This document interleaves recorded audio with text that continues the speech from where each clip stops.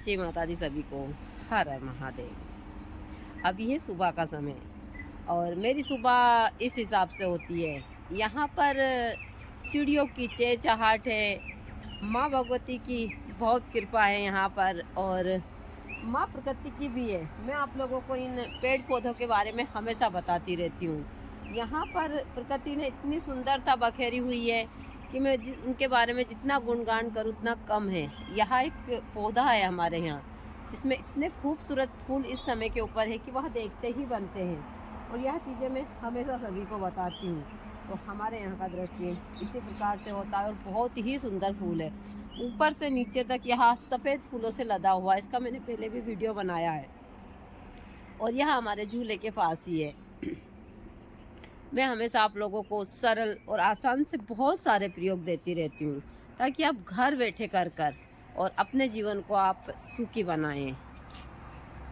अभी मुझसे कुछ भक्तों ने पूछा था कि माता जी हमको मिर्गी के लिए कुछ दवाई बताइए। तो मैंने मिर्गी के लिए बहुत सारे प्रयोग अपने पेज या फिर यूट्यूब के ऊपर भी मैंने दिए हैं। यदि आप सही तरीके से वीडियो देखते हैं तो आपको सारी चीज़ें मिल जाए। दूसरे वक्त मुझसे नंबर भी मांग रहे थे तो मैंने नंबर भी दिए हैं।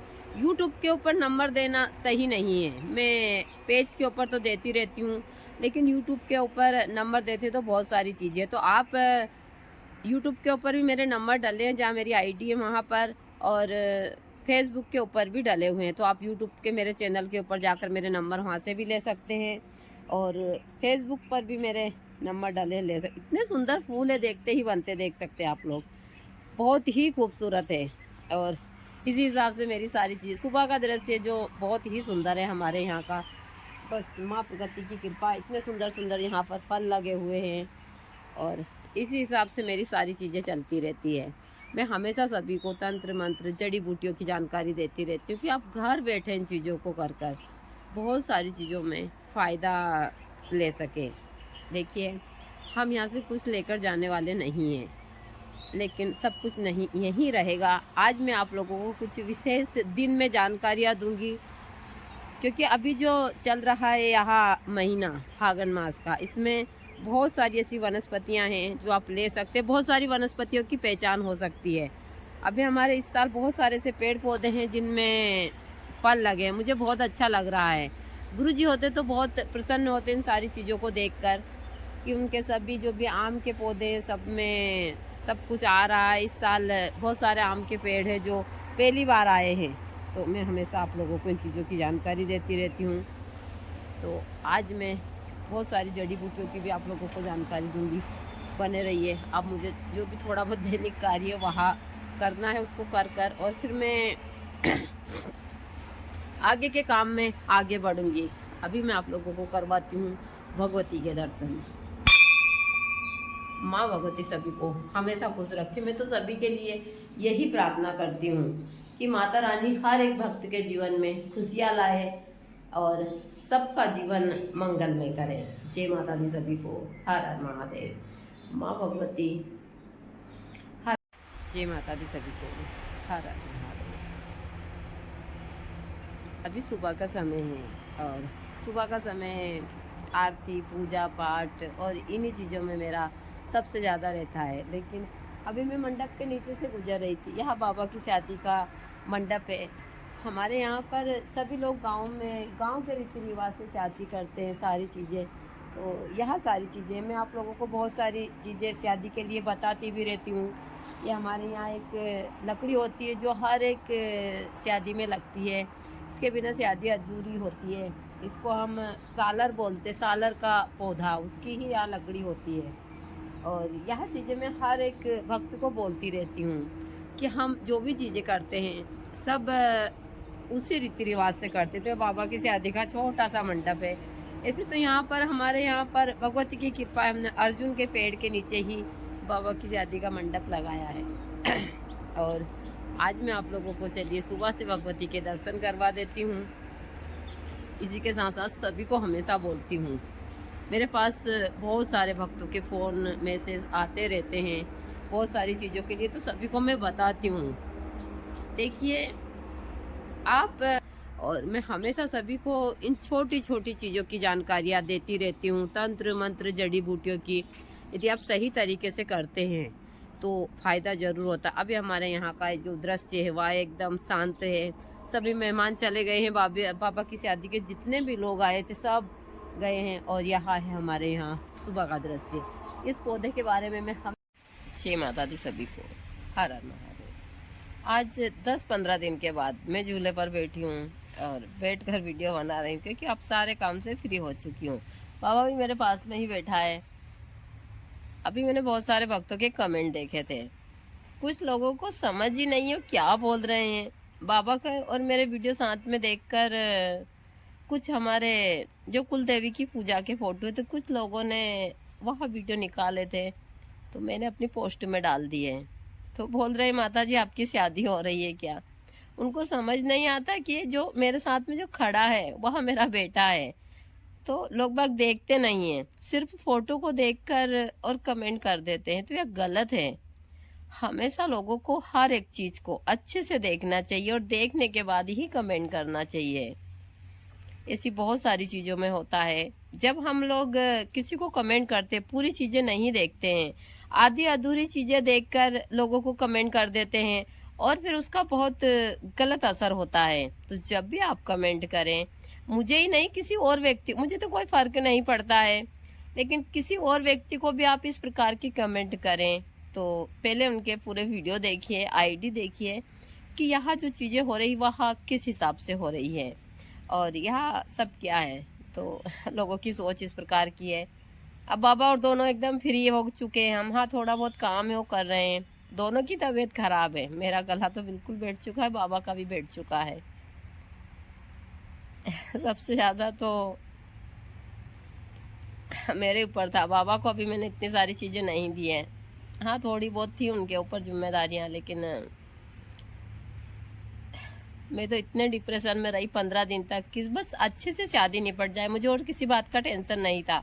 लेकिन भगवती की कृपा से सब कुछ अच्छे से हो गया। अब बस यही है, ये जाने इनका परिवार जाने कुछ भी करे। अब मैं आज 10-12 दिन के बाद में एक सुकून की सांस ली है मैंने, और अब बाबा के सारे काम से फ्री होकर आश्रम की सारी जिम्मेदारी बाबा के ऊपर छोड़कर अब मुझे जाना है ऋषिकेश। अब मैं तैयारी कर रही हूँ ऋषिकेश में फ्लैट लेने की। अब बाबा जाने, उसका काम जाने, उसकी फैमिली जाने, जो बाबा को लगे वो करे। अब मैं टेंशन मुक्त हो गई हूँ, क्योंकि मेरे पीछे कोई है थोड़ी। अब बाबा को मैंने एक बंधन से बांध दिया। मैंने इसको पहले बोला था शादी से पहले भाई तुम्हारी मर्जी हो तो शादी करो, मत करो, क्योंकि यहाँ एक ऐसा लड्डू है जो खाए तो भी पछता है, ना खाए तो भी पछता है। मैंने खाया था तो मैं बहुत पछता रही हूँ। मैंने इनको समझाया था, इन्होंने इनकी मर्जी से शादी की है, तो अब यह जाने इनका परिवार जाने। मैंने अपनी जिम्मेदारी अच्छे से निभाई है, इनके ऊपर 1 रुपये का कोई कर्ज नहीं है, कुछ नहीं है। आराम से अब दोनों पति पत्नी गेहूँ काटो लोगों के खेतों में और करो अपने काम। अब तो अब बस आगे का जीवन ईश्वर की आराधना में ही बिताएंगे, और इससे ज़्यादा कुछ नहीं चाहिए। सुकून तो यहाँ भी बहुत है, लेकिन यहाँ पर ना चाहकर भी लालच आ जाता है इसलिए मैं नहीं चाहती कि अब मैं किसी लालच, स्वार्थ, इन सारी चीज़ों में पड़ूं।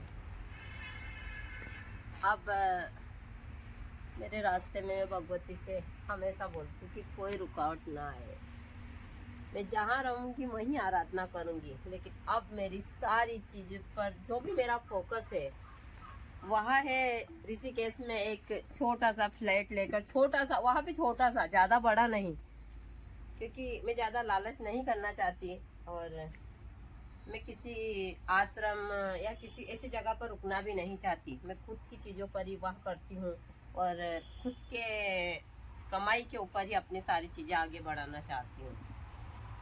तो इसलिए मैं सभी लोगों से बोलती हूँ, आज बोलती हूँ कि मुझे थोड़ा सपोर्ट कीजिए आप, यूट्यूब पर या फेसबुक पर, दोनों जगह पर, ताकि मैं आप लोगों को सारी जानकारी इस हिसाब से देती रहूं और आगे का अपना जो रास्ता है वहाँ मैं क्लियर करती रहूँ।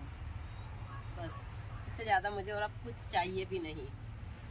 एक साफ सुथरा कपड़ा, हल्का फुल्का पेट भर कर भोजन और ईश्वर का भजन, इससे ज़्यादा मुझे और कुछ भी नहीं चाहिए। मैं भगवती का बहुत धन्यवाद करती हूँ कि गुरुजी के जाने के बाद में मैं हार गई थी, लेकिन भगवती की कृपा से मैंने अपनी सारी जिम्मेदारियां अच्छे से पूरी की है। आज यहाँ सुकून की सांस ले रही हूँ तो भगवती की कृपा से ही ले रही हूँ। मैं जितनी खुश हूँ उससे कहीं गुना ज्यादा मेरे अंदर एक सैलाब है जिसके बारे में मैं बता नहीं सकती, और वह इस शरीर के साथ ही जाएगा।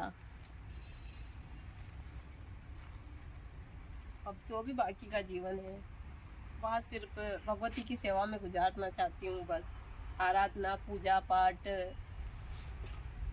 ज्यादातर साधनाएं, और साधना में खुद के लिए करना चाहती हूँ कि मुझसे जो भी गलती हुई है, जो भी मेरे हाथ जाने अनजाने में यदि कोई पाप हुआ है जिसके कारण मैं यहाँ सजा भोग रही हूँ, मैं इससे कैसे छुटकारा पाऊँ। बस मैं वही रास्ता तलाश रही हूँ और इसीलिए मैं अब अपनी आगे की यात्रा चालू कर रही हूँ। इसमें मुझे भगवती का बहुत सपोर्ट की ज़रूरत है कि भगवती मेरे रास्ते सारे क्लियर करे और मैं आगे बढ़कर जब गुरुजी के पास जाऊं तो वहां जाकर मैं गुरुजी से बोल सकूं कि मैं सारी जिम्मेदारियां और अपने जो भी कहीं गलती मेरे हाथ हुई थी, अच्छे बुरे कर्म की, उनको सबको मैं निपटा कर तुम्हारे पास आई हूँ। इससे ज़्यादा मुझे कुछ चाहिए भी नहीं है।